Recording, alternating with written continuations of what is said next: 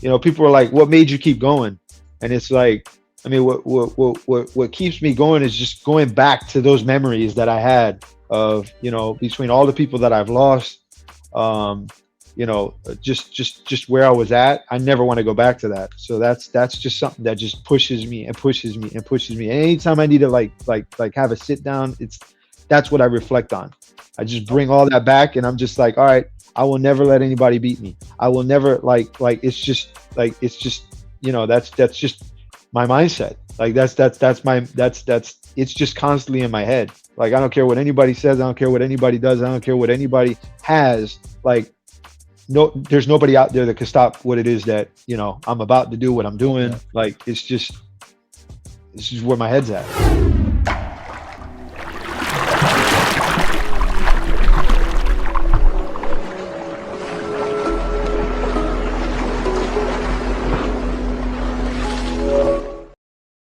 All right. Hey, what's up, Masters? Welcome to another episode of Path to Mastery podcast. Today we are with Danny Calafell. What's going on, bro? What's going on? Man, dude, professional boxer, entrepreneur, and CEO. Man, you doing all kinds of things, man. Yeah, man. And I know you from Clubhouse. Well, I know you from Clubhouse. And I also know you from being a Grant Cardone licensee. So I appreciate you being here with me today. And we're just gonna chop it up a little bit, man. I mean, you're doing a lot of stuff. You're a businessman. You started years ago. You were throwing gloves as a boxer. Talk to us, man. Tell us but well, first, you know what? Let me give you a formal bio, introduction. So former pro boxer, entrepreneur, visionary, author, international sales and business expert and speaker, CEO of Triworld, a business consulting firm scaling companies. He owns and operates two other private companies involved in acquisitions and partnered with Fortune 500 companies. For over a decade, Danny has brought world-class training and consultative services to a wide range of small and mid-sized corporations with revenues ranging from six figures all the way up to 100 million. So amazing, man. Danny's contribution has concentrated on sales and marketing strategies in group and individual training and bringing those techniques and tools into business owners, management teams, and sales teams. He's also been featured on TV shows, news and magazine articles, radio stations worldwide. He's built a partnership and relationships with top big names across the world, including Mr. Grant Cardone. And Danny brings unwavering work ethic, proven results across a portfolio of clientele. So appreciate you being here, bro.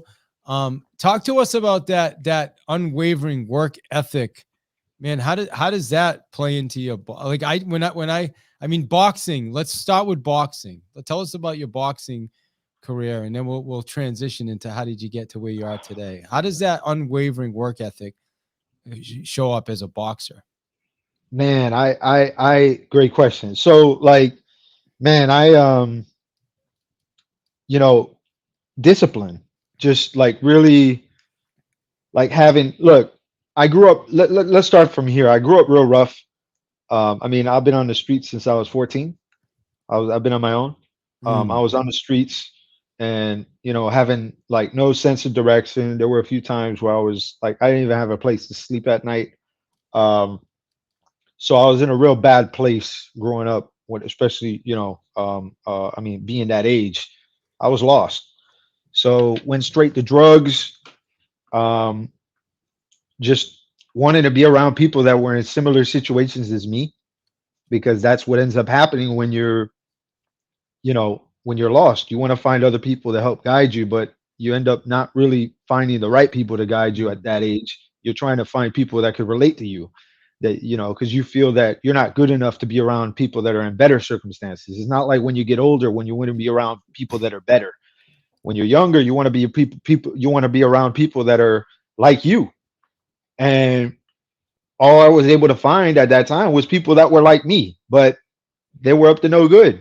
And we started coming up with different ideas to do more dirt, to do more bad things.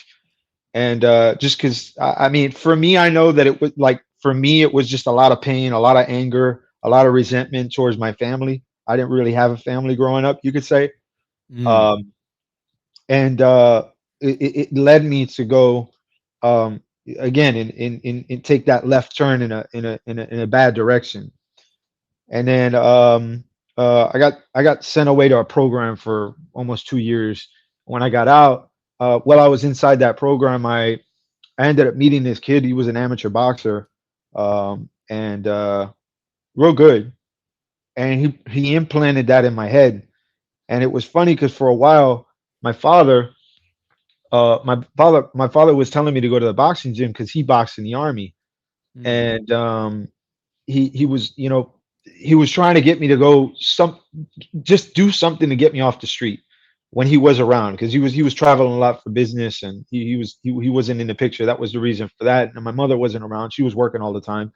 So I finally went up to him and I was like, okay, let's go to this gym that you're talking about and let's see what it's all about. And from the moment I stepped in the gym, I just fell in love with the sport. And then right there, that was my pivot, where it's like I every time that I thought about where I came from, it made me work harder. Every time that I thought about the pain and everything that I had been through, and I mean, we could go into details if you want, but like, I mean, things that I saw, things that no kid should see at the age that I was. No Mm. person should see that. Let's just say that. And it fueled me more. So I used a lot of that anger. I used a lot of that resentment. And I used a lot of the pain that I had to push me even harder.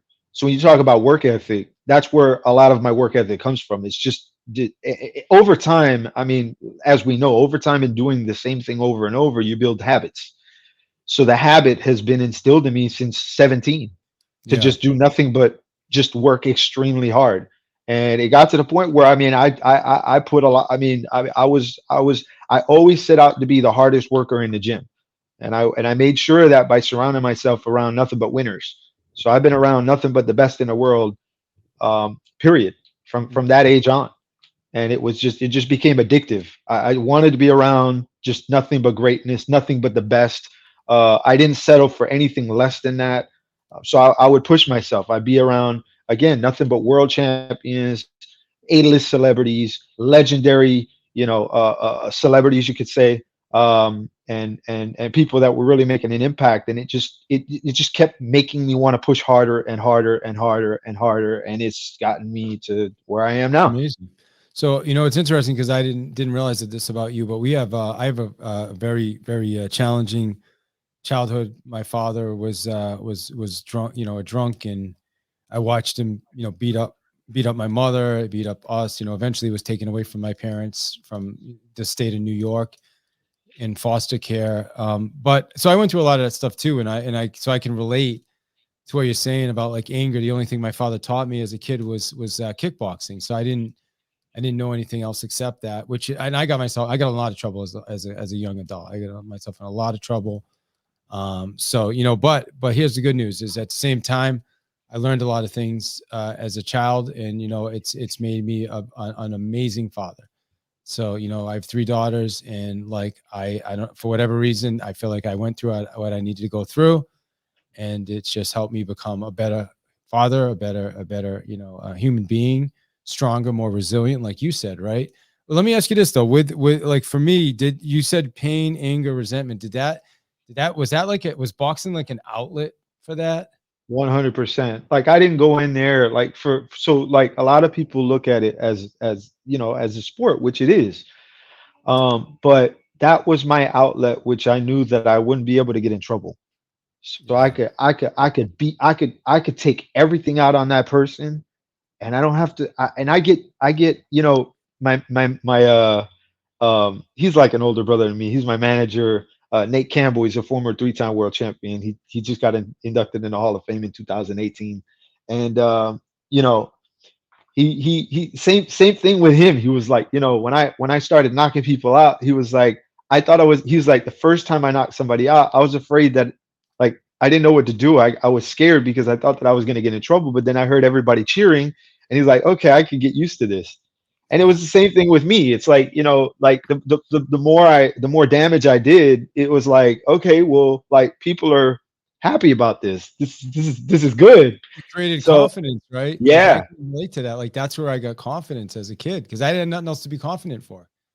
the Um, 100%. And the thing though is I went into a very dark place when I would be in the ring and when I would train, and it would turn me into it would like all of that would come out, but it was good because that's what you want. But it's just all those feelings, all those emotions. It was funny because anytime somebody would anytime somebody would see me train, they'd be like, oh my god, you're like somebody completely different. Like I don't know how to explain it. It's just this switch that turns on, and it's like I don't want to do anything but hurt. Like I didn't go in there to win. Like I wanted to cause pain. Like that's where my pleasure came from. As twisted as that might sound, that's just the position that I was in. Like I wanted to cause pain because I was in pain. yeah, I can relate, brother. I can relate to that. So now let's transition. How long ago since you retired from boxing, by the way? Yeah, like 6 years ago, five, six Yeah, years ago.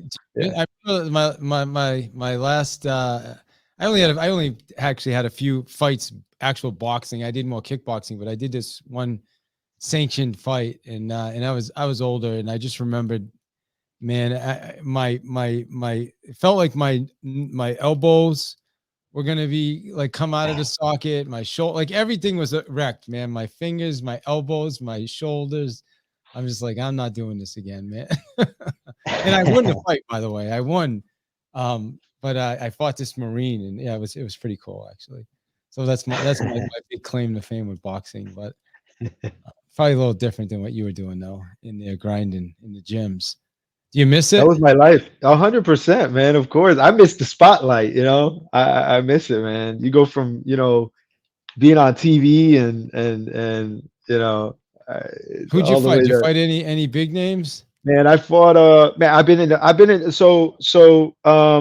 my first fight was on ESPN. I was on Friday Night Fights with Derek Wilson, and he was an upcoming prospect. I mean, this kid was so talented, but he it's hard, man, because like you see a lot of guys with talent, like natural talent, and sometimes they it's just like anything else in life, right? Like they a lot of times just rely on that, so they get like feel like they can do anything and always resort to that talent. But Mm. most of the time, what that ends up happening is that's the downfall of somebody. We've seen that happen so many times in all different areas, right? But So what yeah, is what it's is the it's. But I've difference been in though? there, huh? Because what is the difference? Because you're right. I mean, if most people, not all people, but a lot of people make it to to like a high like a lot of people can get to that level, but they can't get to that next level. Like get to the level of fighting the champion, but not actually be the champion, right? Yeah, Like if you think about like I'm trying to think like what's his face was Jose Cotto like was he ever champion? I think Miguel Cotto, Miguel Cotto. Yeah, sorry. of course. Oh, Yeah, was he champ? Yeah. yeah, So there's a few yeah. I guys don't know how that many yeah times he was really good. There's some I boxers trained though with that were Cotto. like they were I always trained with fighting Cotto. those Good guys, guy. but they never took the belt. I know Margarito in the end with his weighted gloves was able to get the belt, but He's won a couple of championships. Margarito's been around for a while. Like yeah. like I said, Miguel Cotto, like I worked with him. I've been in there Did like you? like you name a lot of big names you name. I either run in the same circle or been in there with them. Yeah, boxing used to Sparring be in the different. gym. Yeah. It was fun. I think it was fun. I don't know, man. I'm just not into it as much as I used to when I was younger. But all right, anyway, let's transition, right? Because we're talking about today now. So you're right now you're in business. You actually you buy and scale companies, right? And then you sell them. Is that what you do? Tell us Yeah, what you do. that's with my other company. So like I have a company by the name of Triworld, and it's a business consulting company, and we scale companies. So we work with small, medium, and large businesses, and we have over 20 different services that we throw inside of the company to scale it up, whether it's sales training, marketing, business programs. We work with different departments. We help as far as hiring, onboarding, training, not only in sales but in all areas of the business. Just looking for whatever areas they're either struggling in or they can improve in. And we add those services in and scale those companies up. And then with the other company that I have with my other partner, it's acquisitions, like you said. So we buy companies and hand it to my consulting business, scale them up, and then we resell them. So I want And to we buy let's companies north of 8 million. okay. All right. Yeah. Awesome. So people come to you, they have a company, they sell the company to you, you come in, Yeah, so we'll either partner with them with an option for buyout, or we'll just buy the company straight out. Obviously there's a lot more that goes into it, but yeah, more or less those are the two options so that how do we you do. how does somebody transition? And I think I think I talked right through the question I asked you earlier about the difference between like the elite, the guy that wins the title versus the guy that's always fighting for the title, you know? And what is the difference, the work ethic you mentioned earlier? Do you think 100%. 100%. Like it's whoever works the hardest. Like we always used to say in the gym, like who wants it the most gets it.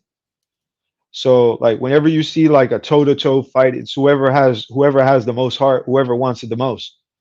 And that's why I said like I would always look back at like, people are like, what made you keep going? And it's like, I mean, what keeps me going is just going back to those memories that I had of, between all the people that I've lost,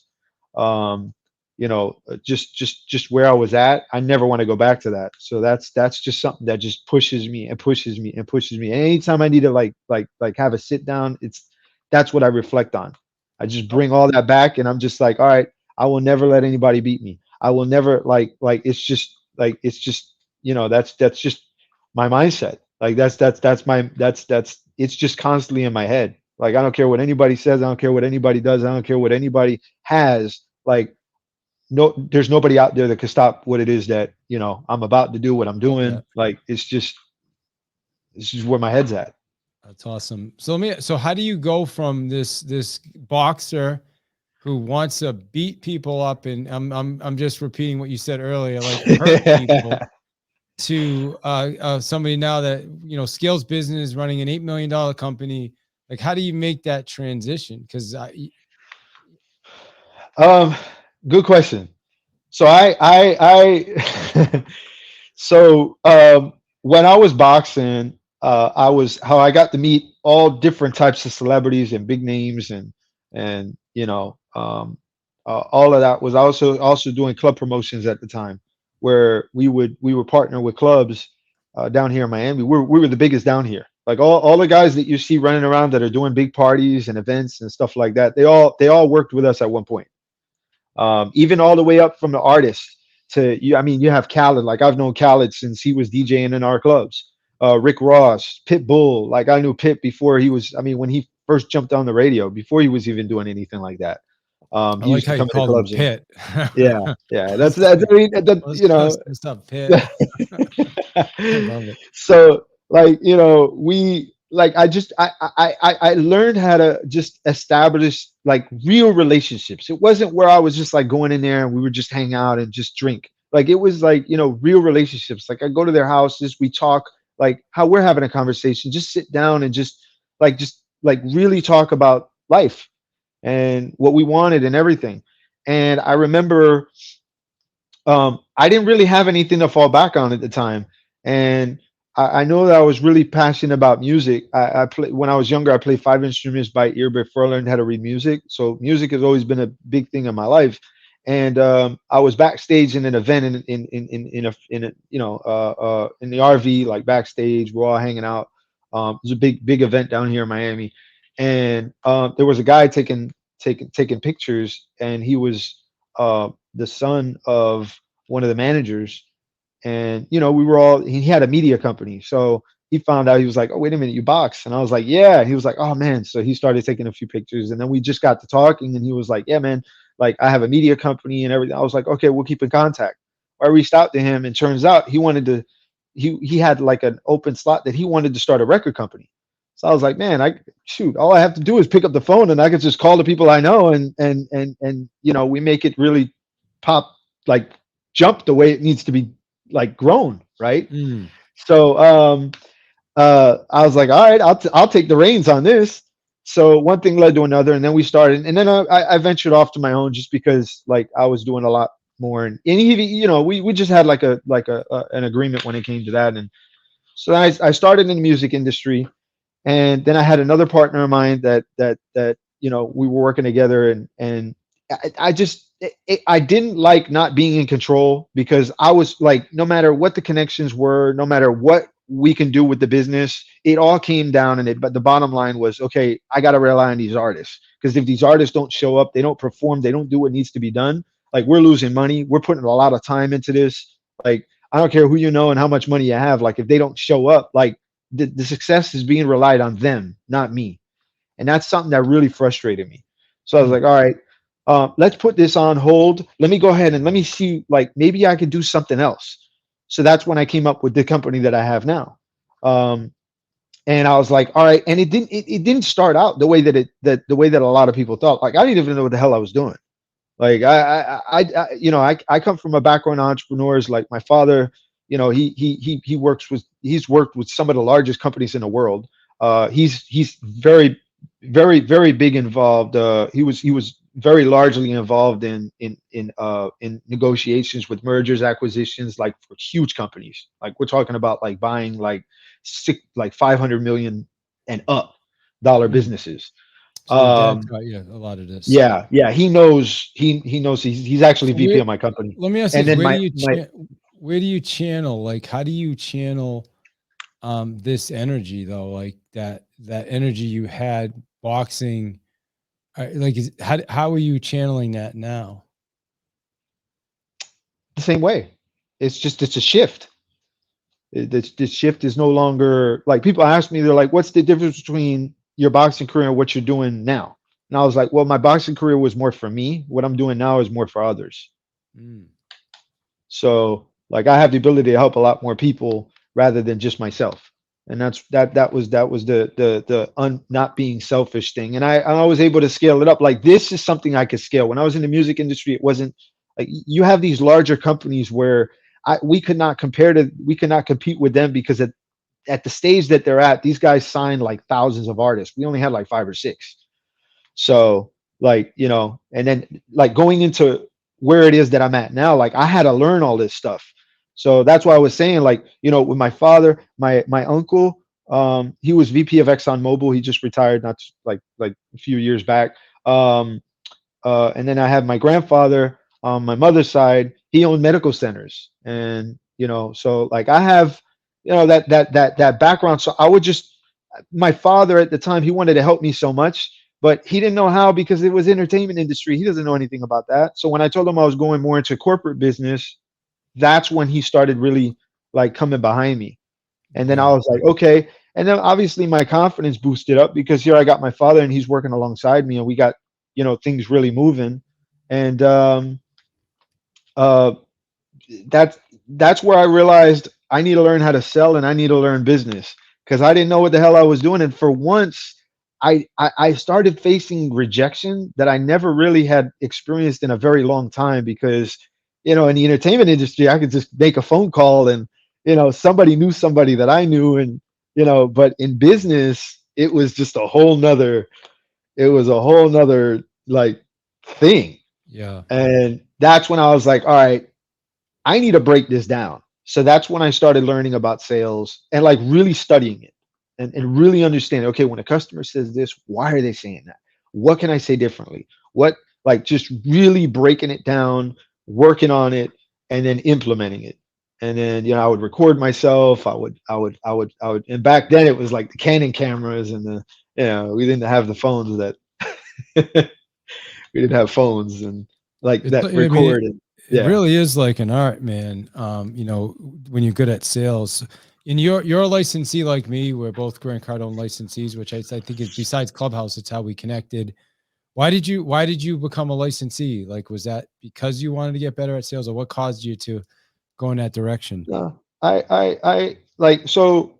All right, so I was doing training before Grant, like before getting with him.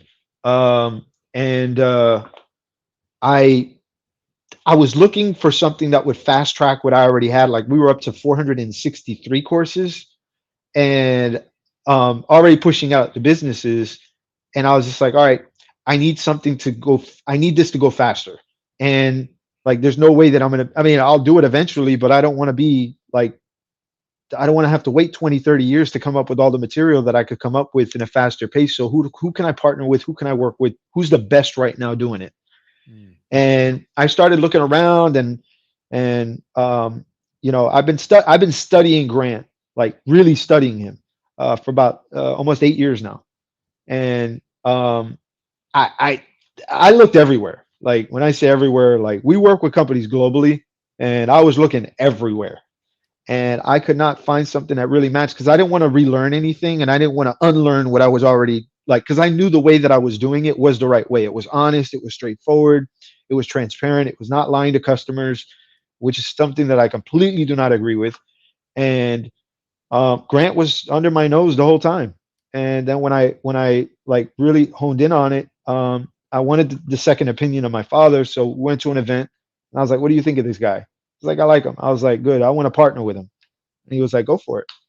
So one thing led to another, and then my partner and I, um, we ended up we ended up jumping this is before like it was what it is now. Like this is in the beginning. Like there was nothing. It was just the material. Here you go, and that's it. And I was like, great. That's all I need. Like Mm. I didn't need any. I didn't need anything else. Like I didn't even. I didn't care about his name. I didn't care about his reputation. I didn't care about reputation. I did, but name wise, I cared about what was there because I knew what was there is really what I needed. Because like there's no way I could catch up to over 35 years, like Yeah. unless I went forward to the future. So tell me, so and then I'm going to open it up because we got a bunch of people on Clubhouse too. I'm going to open it up in a minute to people in Clubhouse to ask some questions, Danny. Um, and but what would you say is the biggest thing you learned? Just curious to know, like from Grant, like how long you been a licensee? And a little over 4 years. Oh wow, okay, so Close, you yeah, were when they yeah, first like started. close, yeah, like four Yeah. years. So Little, yeah. what's the This is number? the beginning. We were one of the first ones. That's awesome, man. So what would you say is the biggest thing you learned from being around, exposed to him, his curriculum, his training, his style, all that over the last 4 years? Uh, Biggest man, that's tough.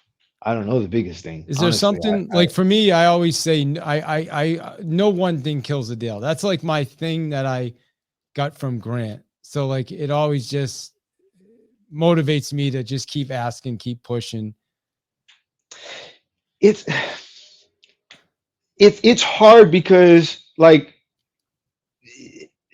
a lot of the stuff that the reason I got with him was to again it was to amplify things that I mean obviously I've learned stuff from him but there were a lot of the basics, the foundation was there. So I would say like going in deep on things like no one thing blows a deal, but going deeper into it is things that I would pick up. Like fact It's like I finding. knew, yeah, like I knew no one thing blew a deal. But then it was like, okay, no one thing blows a deal because of X, Y, and Z, X, Y, and Z, X, Y, and Z. So it's like the deep dives is really things that I've been latching onto and and really picking up on. Mm. It's just like going in deeper. Things that I knew, but I didn't really quite understand. Like I'm always working on stuff. Like I said this just the other day to somebody. Like I there are things that just hit me now that I've known for like 6, 7 years, and they're just finally hitting me now, and I'm just like, oh, that's why. Mm. You know. So Yeah. Well, I got a lot. I've been doing sales for 40 years, so it, like inherently like I wouldn't give up.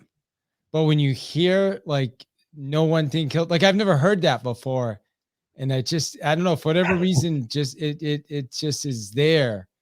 So for some reason it makes it even easier to just keep going and Yeah, I've got so many stories, but I'm not going to make this about my stories. I they want to put the keep it light. about you. Yeah. Um, all right, awesome. So what do we have some people on Clubhouse. We appreciate you guys on Clubhouse. By the way, there's a link up at the top. That's how you can follow Path to Mastery podcast. So click on that. If you would subscribe, that'd be amazing. If you'd give us a review, that would be absolutely amazing as well. If you're listening to this after, it's path2mastery.net is how you get to the podcast. You subscribe. Also on YouTube. So does anybody on Clubhouse, if you do, just give me a mic flash. You can ask Danny a question. So I see Jackie's in the house. What's going on, Jackie? How are you? Hey, David. Hey, Danny. What a great interview. Thank you so much. It's great to learn more about Danny as well. I've obviously heard him quite a bit, but I think through a podcast and an interview, you get to know somebody that little bit more. So I appreciate that. Danny, I'd like to ask you, what is your biggest lesson of 2022 that you're taking into this year? That's good. I So, like that question. yeah, that is good. That's a Good, tough question. timely question too. um, biggest lesson. Mm, I don't know. I don't know. I don't know one particularly. Nothing really pops in my head like that. I mean, I can tell you this. I do like I'm always looking at things that happen as a lesson itself. But I can't think of just like one thing off the top of my head that I learned. Uh, other than this, that we're getting ready to go into a recession. So that's something I can say that I learned. No, yeah, I don't know one thing that I can like really say like that I can think of right now. All right. Well, listen, appreciate that. Does she have another question My like my that I could coaching answer? my coaching mind is telling me to ask you, well, if you did know one thing, what would it be? uh, man, what did I learn last year that I could apply this year? Yeah, anything. It doesn't have to be just one thing, but what's something that you're taking with you to apply? Because you said it's going to be a recession. So what did you learn last year that may help you in that area? What I can here's what I can say. Here's something that I know that I have to continuously like remind myself of, and I need to learn more about, which is um, which is overcoming scenarios like a recession and situations that may throw us off track. So that I know that there's always going to be a way to do things better. So what I can say is if there's anything that I did pick up from last year, it's okay, what can I do this year to make this year better than last year, even though we're going into something that is going to technically be very, very, very rough on a lot of people. So that's what I can say, that I need to look for things to make things a lot more easier than they were last year. All right, cool, man. Well, I appreciate that. And yeah, I like what I really believe like the last two recessions, it was different. I had my real estate license, so I was able to pivot after not very long. We went into the REO business in 2006. Our business blew up. We went into short sales in 2009. Our business blew up again. So we've always pivoted. I guess right now you just got to find the people that like it's what better time to get training and coaching than going into a recession because there's so many opportunities. It's gonna, yeah, I know a lot of people are gonna feel it, unfortunately, and you're seeing that already. At the same time, there's always gonna be a lot of opportunities out there, and I think if you could help people focus on finding the opportunities, it's like it can be a very very cool time to really make something and build something. Yep. That's my thought. So awesome. Well, thank you, Jackie, for the question. I think Ha flashed as well. How did you have a question or? I do. I do. So, so what's your favorite strategy that you've used that's made you successful? So, business entrepreneurs, that's the one thing they lack a strategy. So what's your one strategy you use that was successful for you? What makes me successful, or what's we got what's gotten me where I am has been Yes. has been my willingness to be open and learn, and constantly be learning. And I think people get to a point um, where they feel like they don't need to learn anymore, or they're good where they are, or they know just enough about that particular one thing or one area or one industry or one strategy, you could say. And that's where the downfall is. Like we talked about when David was asking me about my boxing career, as far as what separates the great from the just the talented, or the massive, like the world champions, from just guys that are in the ring. And that's the one thing, is that these guys, like, they're perfectionists. Like, and I throw myself in there. I'm not a perfectionist where it stops me from, like, I'm not trying to perfect, because there's a fine line between that. I am not a perfectionist to the point where it stalls me, where I have to have something so perfect before I put it out, or I have to Mm. have something so perfect before I do something. I just do it. But where I am a perfectionist is always watching to get better. So I'm always looking at areas that I can improve. I'm always looking for areas that I can be better and better and better. I'm very hard on myself. So when I look at the way that I did one thing, I'll go back and I'll do that one thing, like, hundreds of times, thousands of times. Like when we're talking about training, like, I break down the segments inside of Card on You. I break down the training material. I break down books. Like, I will read the same page over and over and over. So if you talk about, like, consistency, repetition, it's the same thing that I used to do in the gym. I remember going to the gym, and I had a second trainer, you could say. He was a trainer's assistant, but this guy was a former two-time world champion, Hall of Famer again. Freddie Pendleton. He fought Roger Mayweather, Floyd's uncle. He knocked him out. He's fought Trinidad, a lot of people, right? And there were times where I would go in the gym and he'd be like, "All right, we're doing drills today," and I was like, "Ah," and he's like, "All right, all for eight. We're gonna do 8 rounds," and I'm like, "Okay." He's like, "Just the jab." So he would make me jab 8 rounds nonstop. Okay, 4 minute rounds, 30-second rest, just those drills. And it got to the point, like, my shoulder felt like it was going to fall off. But we did it because it was about perfecting it. So, like, I just take that same concept and I just throw it over into the business world, into the sales world. And that's the strategy that I use. I'm just like a beast when it comes to repetition and just like being the best. Like, that's just, it's, That's awesome. it's been that way. I Like, love it, man. Amazing. Well, thank you, Ha, for the question. Did Brilliant. that answer? Did that answer the question? That was a good answer, man. I love that. I think you killed it. That's awesome. Yeah. So listen, it's, and you know what it reminds me of is I was thinking about this the other day. So like that, that new app everybody's talking about, Chat GPT. Yeah, yeah, yeah, yeah, yeah, So yeah. if you think about that app, which is very interesting, like all of a sudden now everybody can become like a copywriter at a fairly high level. So what it does is, in a way, it levels the playing field. However, there's going to be some people now that you're going to have to elevate, right? Like you got to figure out a way now to, like, because if everybody becomes amazing at copy, then all across the board, everybody, if everybody's awesome at copy, then nobody's awesome at copy, right? So you got to figure out how to take it to the next level. It kind of reminds me of like Michael Phelps. Like Michael Phelps, the reason Michael Phelps, he was what you were just talking about. Like he used to practice with his goggles full of water, right? Like he would practice an extra 2 hours every day more than the other swimmers. The other swimmers had the same body, same talent, just as strong, built like a dolphin or something. But it was his regiment, his practice. So that's kind of what it reminded me of, what you You just look said. at. Let me tell you, a lot of people don't know this. Like, you look at Mayweather, for example, right? Oh yeah, A lot, unbelievable.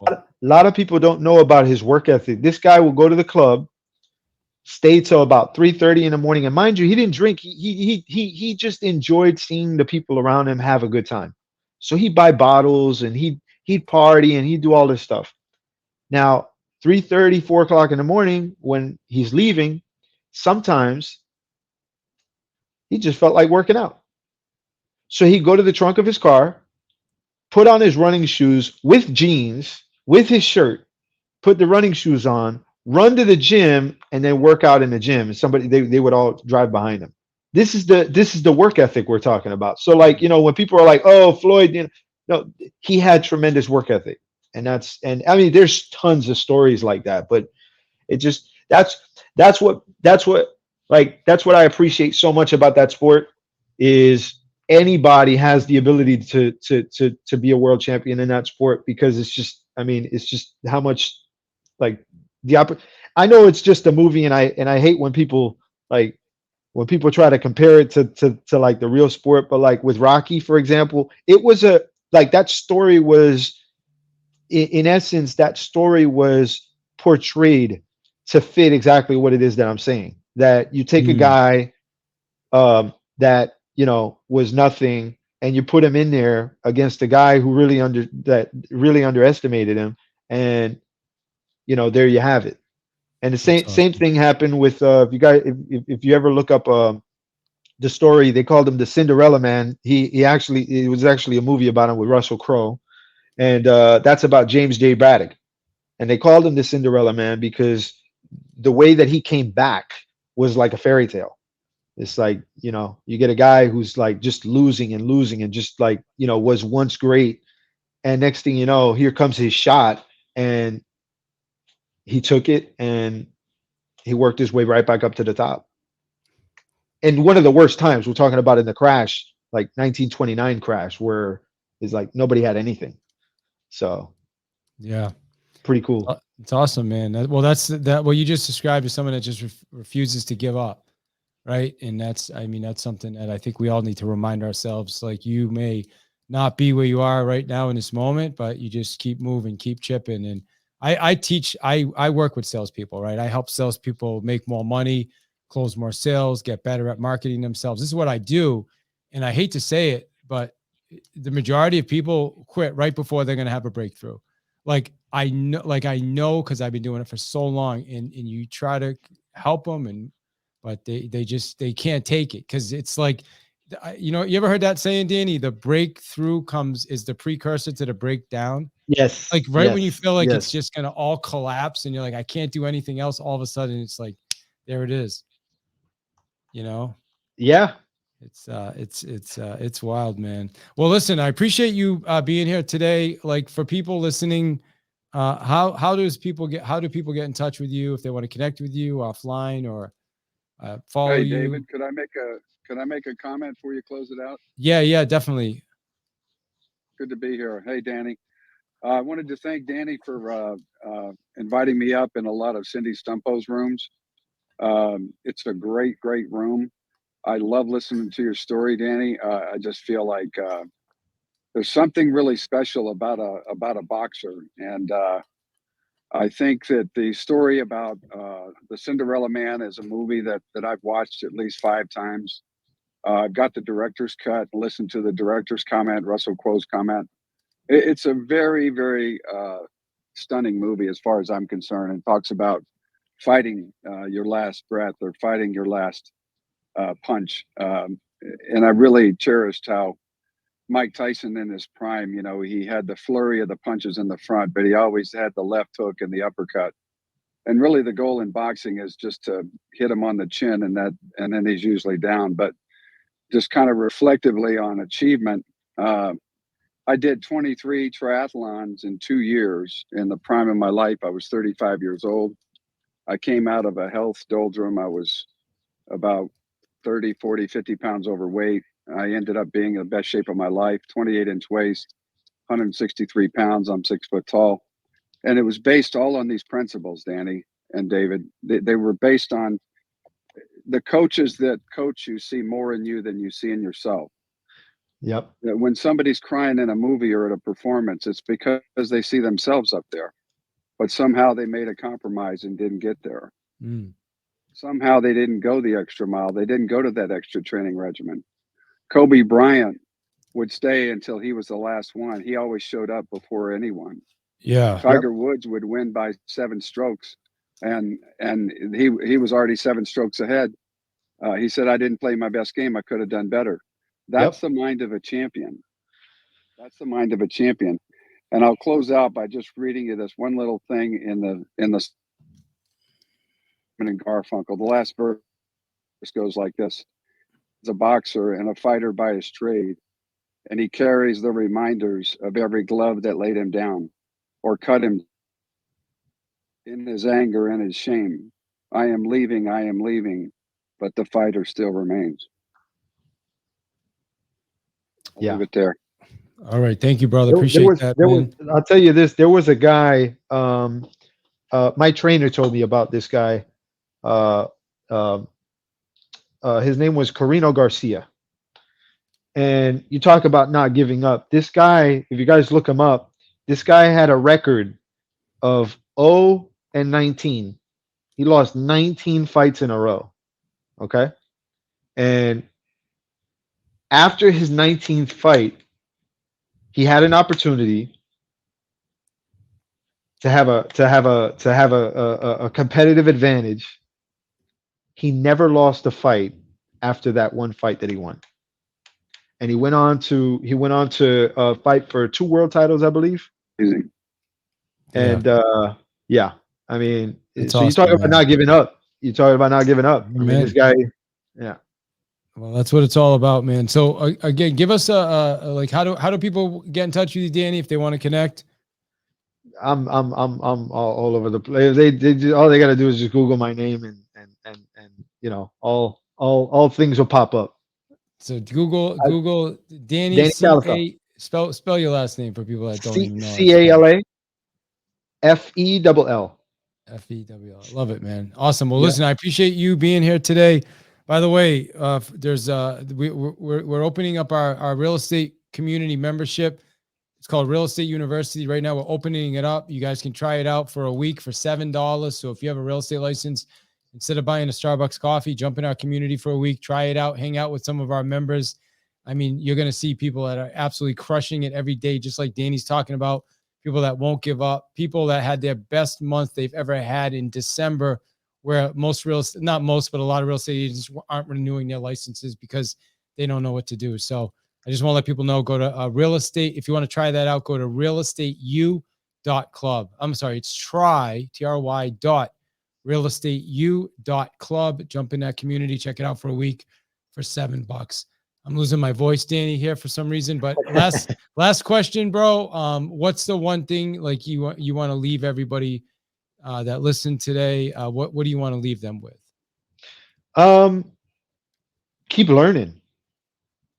Just keep learning. Like, you know, don't settle. Like that's the best thing that I could tell people. Like, you know, just don't settle. The moment you start settling, the moment you stop learning I mean, you might as well just roll over at that point. That's going to save a lot of people in this economy coming up is what I just said. Like their ability to be able to pivot, like you said, David, and like you said before, their ability to pivot, but know how to pivot. And knowing how to pivot comes from learning from people who do know how. So that's the best thing that I can leave to people. Just keep learning. Well, man, thank you for your time. I appreciate you doing this, and I'm looking forward to connecting with you again in a couple of weeks and having that was a fun dinner we had with those guys. Yeah, man. That restaurant. What was that restaurant again? That place was good. I forgot, man. I know it was over in it was right here in Aventura. Yeah, it was a nice. I'd never been there before. Yeah, it was really good. Really good food, good company. We had a good time. So it's nice to meet you in person. Looking forward to chopping it up again soon, brother. Yeah, man. Same here. Same here.